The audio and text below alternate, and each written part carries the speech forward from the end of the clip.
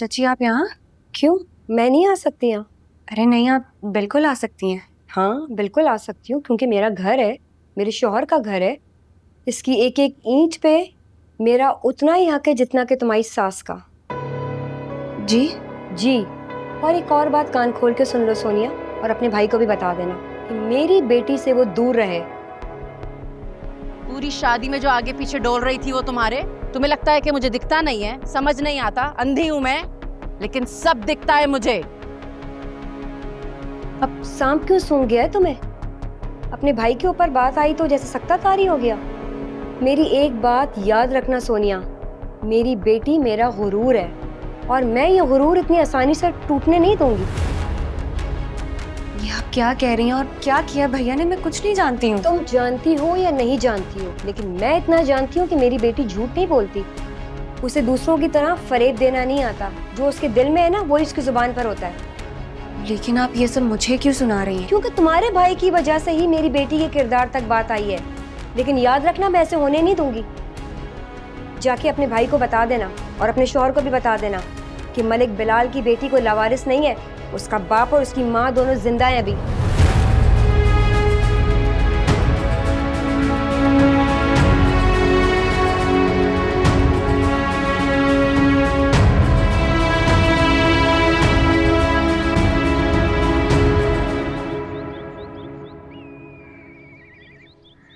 अरे बीना, इतनी चाहत से बुलाया था उसने मुझे, क्या करता मैं?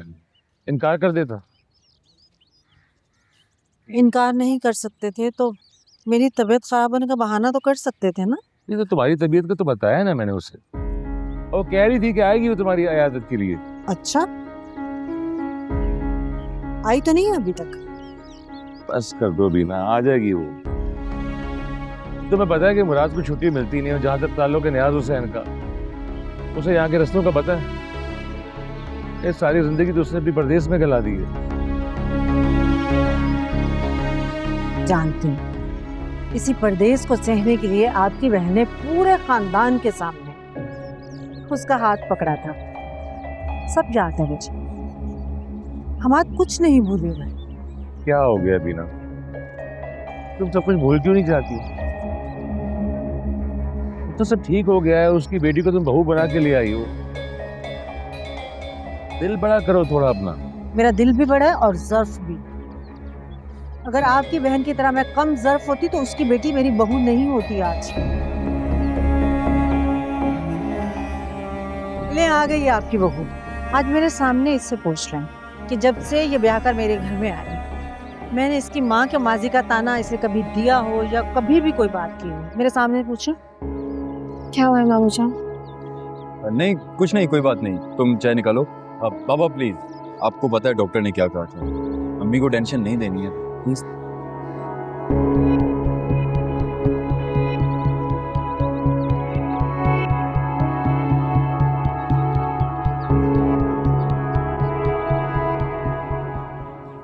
देखो फारा, मेरे साथ झूठ मत बोलना, मैंने तुम्हें खुद देखा है मुराद के साथ।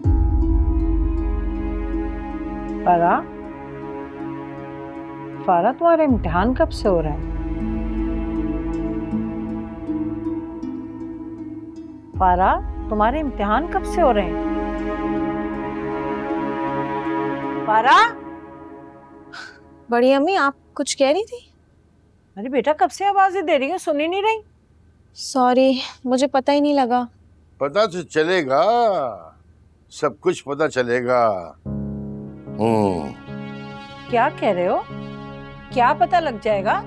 यही कि अपने अपने होते हैं और गैर गैर होते हैं, चाहे कुछ भी हो जाए। देखो बिलाल, घुमा फिरा के बात ना करो, खुलकर बात करो। खुल के सुनना चाह रही हूँ, सुनो।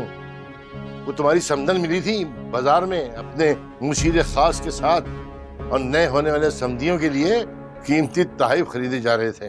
तुम्हें कैसे पता लगा कि वो अपनी समधियों के लिए कुछ ले रही थी? और अगर ले भी रही थी तो तुम्हें काहे की तकलीफ है? अपने पैसों से ले रही थी ना, तुम्हारे पैसों से तो नहीं।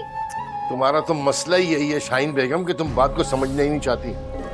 ये जो समधी है ना तुम्हारे, इन्होंने कभी समधी समझा ही नहीं अपना, और ना तुम्हारे बेटे को दामाद वाली इज्जत दी है कभी। और वो जो नए समधी हैं, उनके लिए सब कुछ हो रहा है क्योंकि वो उनका सगा भतीजा, उनका अपना।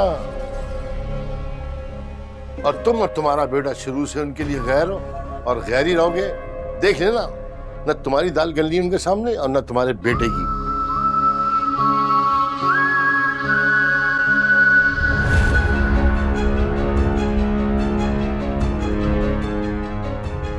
सोनिया बेटा छोड़ो तुम, ये तो बोलता ही रहता है, जो मुंह में आए।